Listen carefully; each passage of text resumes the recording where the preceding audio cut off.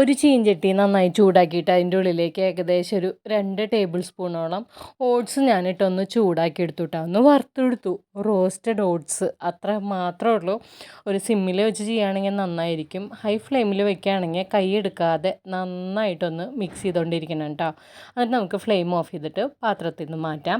ഒരു മിക്സിയുടെ ജാറെടുത്ത് അതിലേക്ക് കുറച്ച് തേങ്ങ ഇട്ട് കൊടുത്തു. പിന്നെ നമ്മുടെ വറുത്ത് വെച്ചിരിക്കുന്ന റോസ്റ്റഡ് ഓട്സ് ഇട്ട് കൊടുത്തു.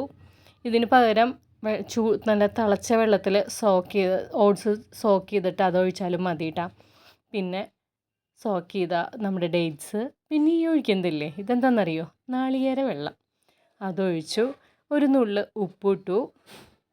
പിന്നെ ഞാൻ നന്നായിട്ടൊന്ന് ബീറ്റ് ചെയ്തെടുത്തു കേട്ടോ. നന്നായി ഒന്ന് അരച്ചെടുത്തു. അങ്ങനെ നമ്മുടെ ബ്രേക്ക്ഫാസ്റ്റ് സ്മൂത്തി ഇന്നത്തെ റെഡി ആയിട്ടുണ്ട്. പക്ഷേ തേങ്ങക്കൊത്ത് ഫുൾ അടിഞ്ഞിട്ടുണ്ടാകുന്നില്ല, എന്നാലും ടേസ്റ്റി ആയിരുന്നു, ഹെൽത്തിയുമാണ്.